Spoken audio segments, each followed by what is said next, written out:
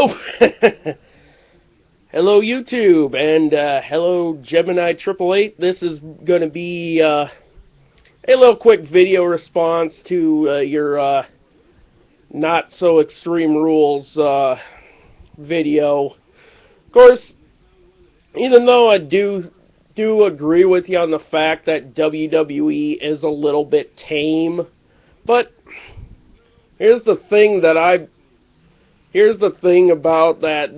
WWE could give us a little bit more hardcore action, but in this day and age, the whole issue with being over the top extreme in wrestling is not WWE's choice to water down their product.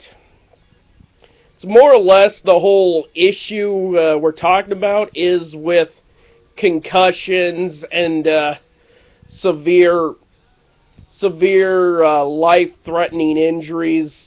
Of course, I'm going back to this whole incident where Rey Mysterio, that involved Del Perro and Mysterio, where a botched drop kick wound up costing the guy his life, which I'm not putting the blame on Mysterio, but to go back to that, where a guy died off of a botched move, and also a lot of the guys who are pretty much paralyzed now, like Dynamite Kid, Draws, and people who have potentially died because of it. So this is pretty much not just WWE's hand. It's more or less they want to care about the wellness of their superstars. And yes, I pretty much agree with you that WWE could be a little bit more extreme than what it's doing right now, but it's more or less there are options if you're really that bloodthirsty in professional wrestling. CZW, or if you want to watch two idiots completely beat the shit out of each other, there's a whole bunch of backyard wrestling we could watch here on YouTube. But that's pretty much selective taste for stuff for us to watch. I like it, maybe not. It's something for some. I like watching backyard wrestling, but that's not everybody else's cup of tea. But one thing, the whole Extreme Rules pay-per-view spawned off of the Backlash series.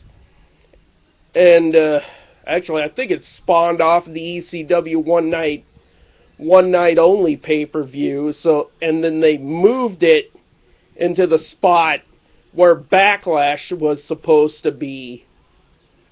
But here's the whole thing where you said where the Four Horsemen broke Dusty Rhodes' leg after in a Starrcade pay-per-view. Just imagine how long Dusty Rhodes had to take off because of that injury. And the whole thing with John Cena being rushed out of an arena because they didn't want hardcore ECW fans to riot and beat the shit out of them. The whole thing is they don't want to have their superstars in a high risk riot situation. Like what happened post Royal Rumble this year, where a bunch of fans prevented superstars from leaving the arena, which that situation could have got a whole lot uglier, which was a good thing that it didn't.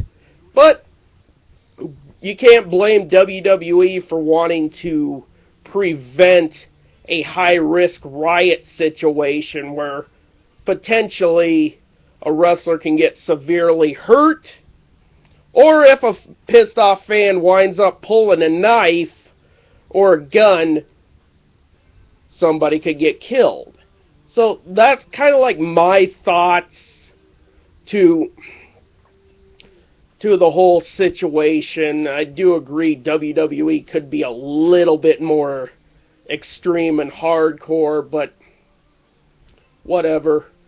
The card kind of looks okay. We got Cena and Rusev in a Russian chain match, which that could be interesting to watch. Of course, I do like the whole main event between Rollins and Orton, which was a good build-up. They still want Seth Rollins to be this asshole champion, and who knows, maybe we'll probably see the first cage match that'll end in a disqualification. Or what the hell is Kane gonna do? Maybe he's gonna prevent Seth Rollins from leaving the cage, walking through the cage door. What do you know? What do you know?